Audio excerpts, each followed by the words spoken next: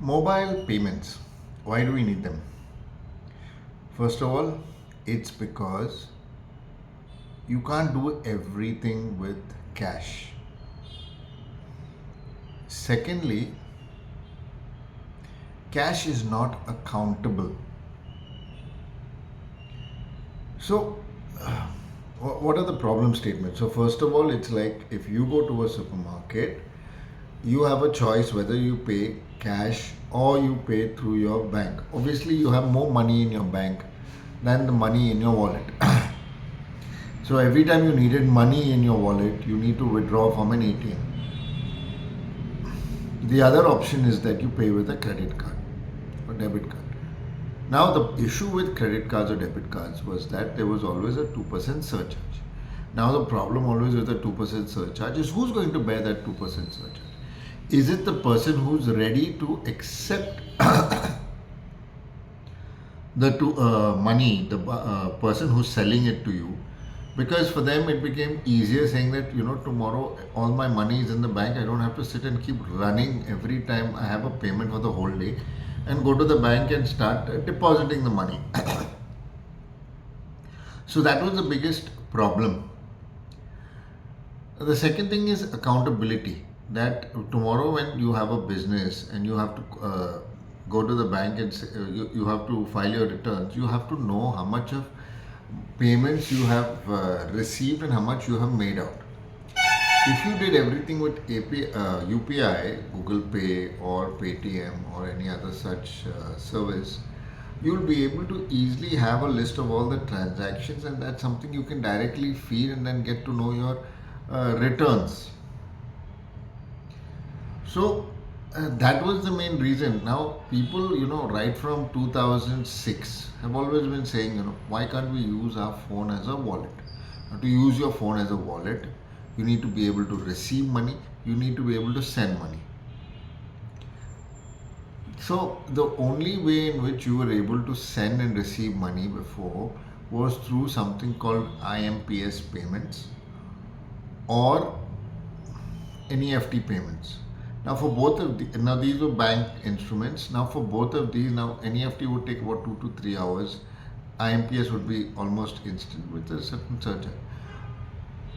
Now for both of these, what you need to do is you need to add a beneficiary to your account.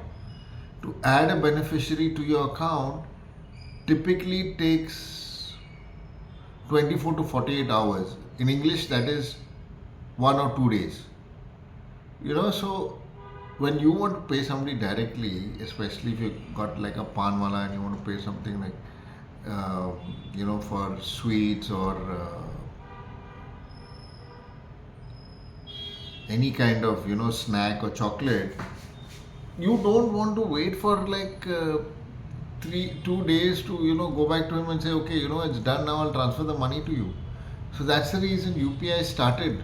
And UPI started in 2016, and we also had a company on that. And it's like the first bank which started it was Yes Bank, and you needed to integrate with it, create a payment login and a UPI ID. So UPI ID is your name at OK and then the bank name. So, for example, HDFC will be Miguel at OK HDFC Bank. So, and SBI has some very short ones. So, OK SBI, as simple as that. So, that's as simple as it gets. Now, the funny thing with UPI was like anybody can create a UPI account with any bank, irrespective of whether they have an account with them or not. So, Yes Bank being one of the first, the automatic UPI IDs which were created were on Yes Bank.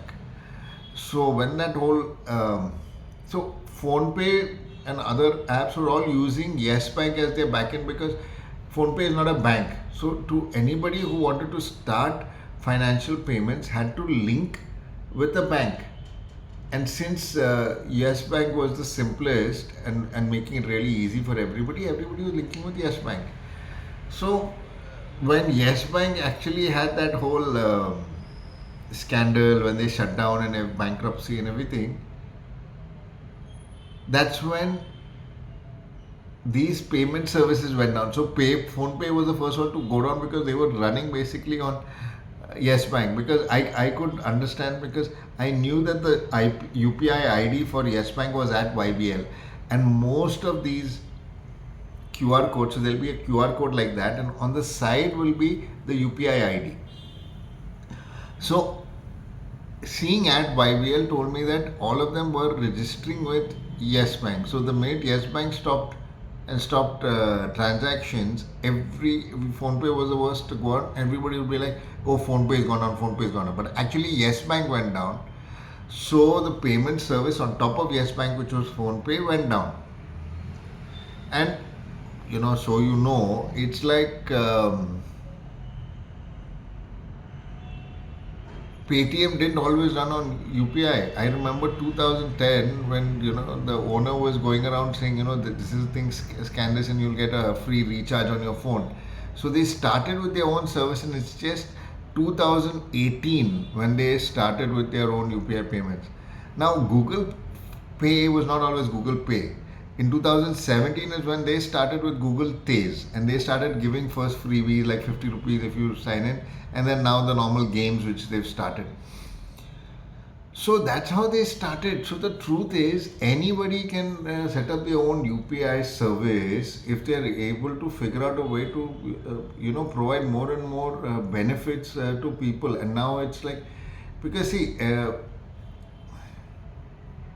it should be private. Now today, WhatsApp has started with WhatsApp chat names. Why? Because WhatsApp was always just using people's numbers and things, so your touch of privacy was gone. In the olden days, I mean, Google Talk and Yahoo Chat were all using usernames, so you were able to separate your uh, presence on chat versus your real name, and you were able to get a certain amount of privacy that way. That it was like a first level of authentication, that okay, you chat with somebody and you're comfortable, then you tell them what's your real name and then your contact number. But here in WhatsApp, the biggest problem is that and especially for women, the biggest problem is that they get added into groups, and immediately their numbers are available to everybody. So that level of privacy is something which was needed, and that's why Google using phone numbers for payments was not such a good idea. I think the UPI ID is always a better bet. It's just that most people don't know what a UPI ID is. So again, like I said, it's your name at OK and then the bank. So that's what it is. And now this whole concept of QR codes, that Google Pay says, if you're on a QR code and it's on your phone, I'm limiting you to 2,000 rupees. Now for whatever reason, whether it's Google's rules or RBI rules, whatever, it limits you to 2,000. So if you want to pay more, you just copy. Now WhatsApp automatically scans the QR code sent to you by WhatsApp on WhatsApp, and you will see the UPI ID will come. So you will have to write it down somewhere at whatever, and if you use that UPI ID, you can make that payment above 2,000. So that's the things which you need to think about, and that's how it is. So what happens is, the next step is that it becomes easier and easier. I mean, you can even you don't have to be in front of somebody to make a Google payment to them. As long as you have their UPI ID, you are able to make a payment anywhere. So that's what it is. And think about it more and more. And if you are able to use your mobile payments more effectively, it means tomorrow it's easier for you to start your own business and then have better transactions. All right, and all the best.